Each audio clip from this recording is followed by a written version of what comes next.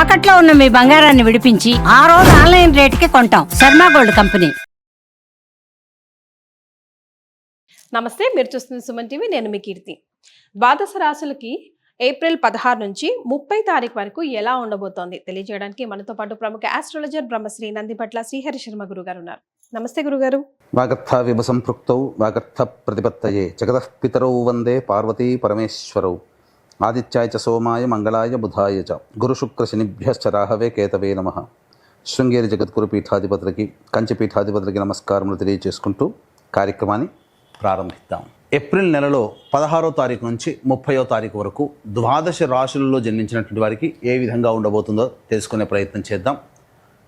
ముందుగా గమనించాల్సినటువంటిది, వీక్షించేటువంటి సుమన్ టీవీ ప్రేక్షకులు గమనించాల్సినటువంటి అంశం ఏంటంటే, చాలామంది కామెంట్స్ రూపంలో తెలియజేస్తున్నారు, చెప్పినవి కొన్ని జరుగుతున్నాయి, కొన్ని జరగట్లేవు, కారణం ఏంటి అని చెప్పి. ప్రధానంగా శాస్త్రాన్ని అనుసరించి ఎప్పుడైనా మనం వెళ్ళాలి. కాబట్టి రాశి మరియు లగ్నము రెండూ ప్రధానమే.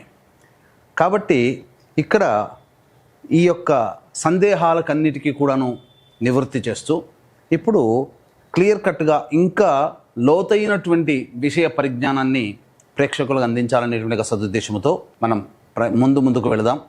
ముఖ్యంగా అందరికీ కూడా గుర్తుపెట్టుకోండి, జన్మ లగ్నం అని ఉంటుంది, జన్మ నక్షత్రాన్ని బట్టి రాశి ఉంటుంది. కొంతమందికి date of birth, time, place తెలియవు. కాబట్టి పేరులో మొదటి అక్షరం ఏది ఉంటుందో దానిని బేస్ చేసుకొని ఆ రాశిని మనం చూసుకోవాలి. అయితే నామనక్షత్రంలో కూడా చాలామంది పొరపాటు పడుతున్నారు. కాబట్టి ఇక్కడ వాటికి సంబంధించినటువంటిది, ఉదాహరణకి శ్రీనివాస్ అనే పేరుందనుకోండి, ఏం చూస్తున్నారు? కుంభరాశి చూస్తున్నారు కాదు, తులారాశి చూసుకోవాలి. ఇలా కాబట్టి ఎవరైనా కానీ జన్మించిన లగ్నాన్ని ఆధారంగా చేసుకొని మొట్టమొదటిగా మనం చూసుకోవాలి.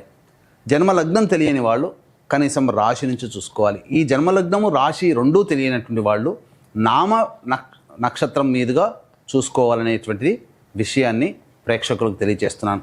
కాబట్టి ఈ పట్టు నుంచి మనము లగ్నాన్ని బేస్ చేసుకొని మరియు రాశిని బేస్ చేసుకునే విధంగా తెలియజేసుకునే ప్రయత్నం చేద్దాం.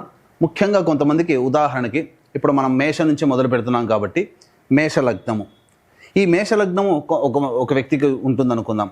అదే మేషలగ్నంలో జన్మించినటువంటి వ్యక్తికి కన్యా రాశి.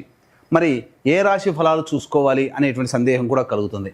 కాబట్టి ఇక్కడ నివృత్తి చూస్తూ మొట్టమొదటిగా లగ్నమే ప్రధానం. కాబట్టి ఎవరు ఏ లగ్నంలో జన్మించారో ఆ లగ్నాన్ని బేస్ చేసుకునే పరిహారాలు చూసుకుంటే మీకు ఖచ్చితంగా అన్నీ సరిపోతాయి. అది గుర్తుపెట్టుకోండి. లగ్నము తెలియని వాళ్ళు అప్పుడు రాశి చూసుకోవాలి. అంటే ఒకరిది మేషలగ్నం అయి ఉండి కన్యా రాశి అయితే లగ్నాన్ని మేషలగ్నంగానే ప్రధానంగా చూసుకొని ఫలితాలు బేరీజ్ వేసుకోవాలి. లేదు కన్యా రాశి అనుకున్నప్పుడు లగ్నం తెలియనప్పుడు కన్యా రాశి నుంచి చూసుకుంటే 40% వరకు మ్యాచ్ అవుతాయి. లగ్నం నుంచి చూసుకుంటే 60 to 70% వరకు మనం చెప్పేటువంటి విషయాలు మ్యాచ్ అవుతాయనేటువంటి విషయాన్ని గమనించుకోగల ప్రార్థన.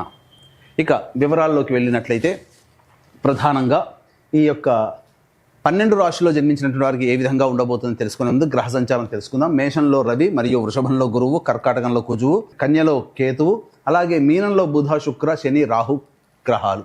కాబట్టి చాతుర్గ్రహ కూటమి 30వ తారీఖు వరకు కూడా ఉండబోతుంది అనే విషయాన్ని గుర్తుపెట్టుకోవాలి. గురుగారు, మరి మిథున రాశి వారికి ఏప్రిల్ 16th to 30th ఎలా ఉండబోతుంది అంటారు?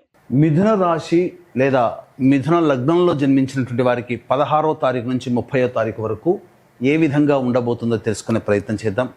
ముఖ్యంగా గమనించుకోదలసినటువంటి అంశం ఏంటంటే, మిథున రాశిలో జన్మించినటువంటి లేదా మిథున లగ్నంలో జన్మించినటువంటి వారికి ఈ యొక్క 15 రోజుల పాటు జీవితం చాలా ఆనందదాయకంగా ఉండబోతుంది. ఎందుకనంటే దశమ స్థానంలో ఉన్నటువంటి గ్రహ ప్రభావము, రవి లాభస్థితిలోకి రావడం, 12వ గురువు, ఇవన్నీ కూడా గ్రహాలు అనుకూలంగా ఉండబోతున్నాయి.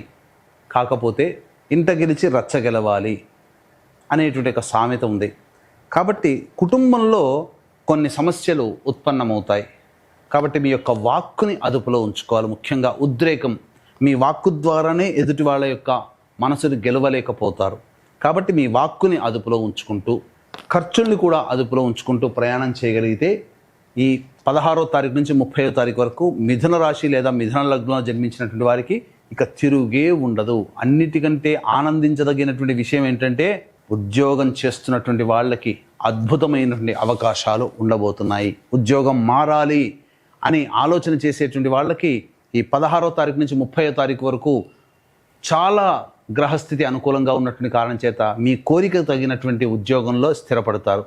నిరుద్యోగస్తులకి కూడా ఉద్యోగము తప్పక లభించి తీరుతుంది. ఉద్యోగంలో ఉన్నటువంటి వాళ్ళు ప్రమోషన్స్ కోసం ప్రయత్నం చేస్తే ఖచ్చితంగా ప్రమోషన్ కూడా మంచి శుభవార్త ఈ 15 రోజుల్లో వింటారు. ప్రభుత్వపరముగా పనిచేస్తున్నటువంటి వాళ్ళకి ప్రమోషన్స్తో కూడుకున్నటువంటి బదిలీలు అనేటువంటివి ఉండబోతున్నాయి.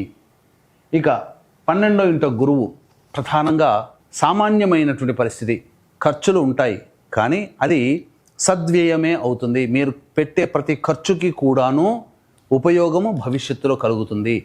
దేవతా అనుగ్రహాన్ని పొందే ప్రయత్నం చేస్తారు, తద్వారా మంచి ఖర్చులే జరుగుతాయి.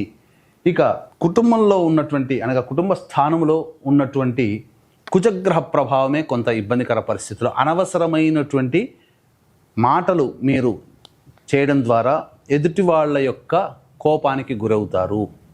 అంతేకాకుండా ఎవరైనా మిమ్మల్ని డబ్బులు అప్పుగా అడగడం ద్వారానో మీరు నష్టపోతారు.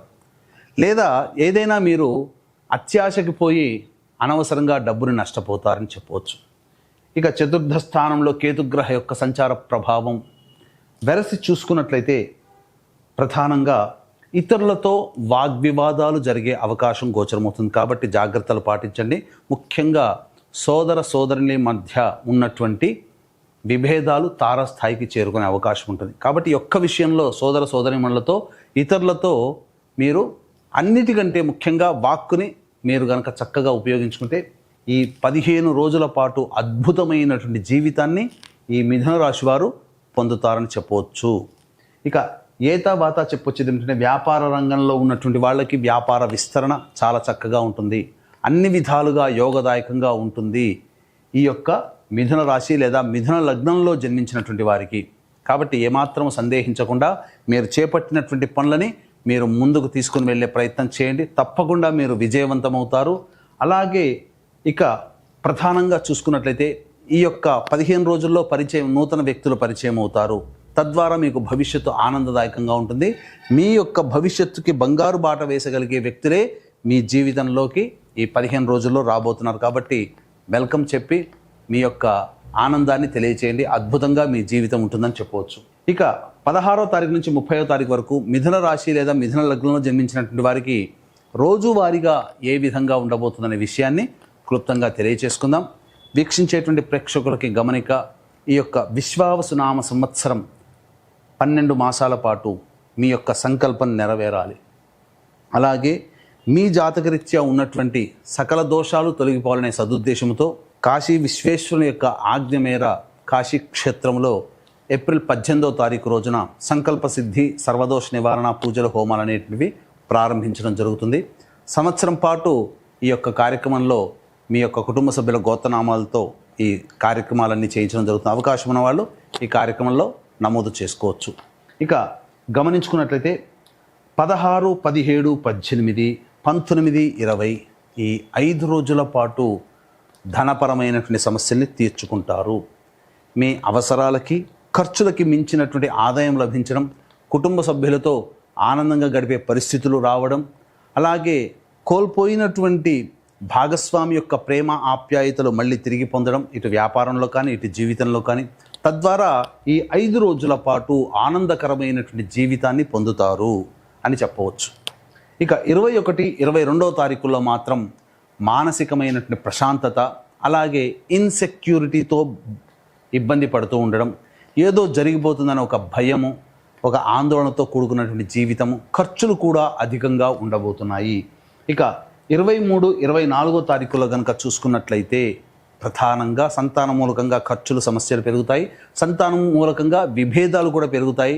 అలాగే ఆస్తికి సంబంధించినటువంటి విషయాల్లో కొంత పురోగతి లభిస్తుంది అని చెప్పవచ్చు. ఇక 25, 26, 27, 28 ఈ తేదీలలో ప్రధానంగా అన్ని రంగాలలో ఉన్నటువంటి వాళ్ళకి ధనాదాయం చాలా చక్కగా ఉంటుంది. వ్యాపార విస్తరణకి అనుకూలంగా ఉండేటువంటి సమయము. నిరుద్యోగస్తులు ఈ 25, 26, 27, 28 తారీఖుల్లో చక్కగా ఒక మంచి శుభవార్త వింటారు. తద్వారా ఆనందకరమైనటువంటి పరిస్థితిని పొందుతారని చెప్పవచ్చు. 29, 30వ తారీఖులో కనుక చూసుకున్నట్లయితే ప్రధానంగా ఇంటి నుంచి దూరంగా వెళ్ళాల్సినటువంటి పరిస్థితి, అనవసరమైనటువంటి ప్రయాణాలు, భాగస్వామి మూలకంగా ఖర్చులు పెరుగుతాయి. ఉద్యోగాల్లో కొంత నష్టం, అంటే ఏంటి, ఉద్యోగాల్లో ధనపరమైనటువంటి నష్టం అనేటువంటిది గోచరమవుతుంది. కాబట్టి చేస్తున్నటువంటి కార్యక్రమాల్లో లేదా ఏ ప్రయత్నం చేస్తున్నా డబ్బు మూలకంగా, భాగస్వామి మూలకంగా కొంత కష్ట నష్టాలు ఎదురయ్యే అవకాశం గోచరమవుతుంది. ఏ తర్వాత చెప్పొచ్చేది ఏమిటంటే 21, 22, 23, 24 తారీఖుల్లో ఖర్చులు గనక అదుపులో పెట్టుకుంటే చాలా మటుకు ఆనందకరమైనటువంటి జీవితాన్ని పొందుతారని చెప్పవచ్చు. మరి మిథున రాశిలో జన్మించిన మహిళల కోసం కూడా ఒకసారి వివరిస్తారా గురుగారు? మిథున రాశి లేదా మిథున లగ్నంలో జన్మించినటువంటి మహిళలు జాగ్రత్తలు పాటించండి. అన్ని విధాలుగా అనుకూలంగా ఉండేటువంటి సమయం గోచరమవుతుంది. వాక్కుని అదుపులో పెట్టుకునే ప్రయత్నం చేసుకుంటే మంచి జరుగుతుంది. కుటుంబ సభ్యులతో వాగ్వివాదాలు పెరిగేటువంటి అవకాశాలు గోచరమవుతున్నాయి. అలాగే ప్రధానంగా బాధ్యతలు పెరుగుతాయి, గౌరవ మర్యాదలు కూడాను పెరుగుతాయి. కోల్పోయిన చోటే మళ్ళీ ప్రేమ ఆప్యాయతలు తిరిగి పొందుతారు. మిమ్మల్ని చీ అన్న వాళ్ళే మళ్ళీ ఈ 15 రోజుల్లో మిమ్మల్ని స్వాగతిస్తారు. మీ సర్వీస్ మాకు అవసరం లేదన్న వాళ్ళే మళ్ళీ మీ సర్వీస్ని తీసుకునే అవకాశం ఉంటుంది. మళ్ళీ వ్యాపార పునరుద్ధరణకి చేసే అవకాశము ఈ మిథున లగ్నము లేదా మిథున రాశిలో జన్మించినటువంటి మహిళలకి గోచరమవుతుంది. సర్వత్రా ఆనందకరంగా జీవిస్తారని చెప్పవచ్చు. మరి వీరిరువురు కూడా ఎలాంటి పరిహారాలు పాటిస్తే ఈ మిగతా 15 రోజులు కూడా సునాయాసంగా గడిపేయొచ్చు అంటారు?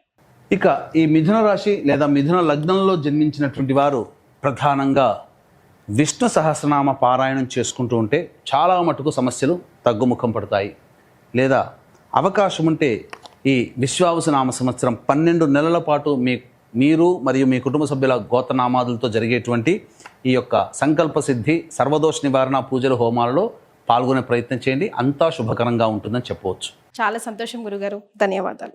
సర్వం శ్రీ ఉమామహేశ్వర పరబ్రహ్మార్పణమస్తు.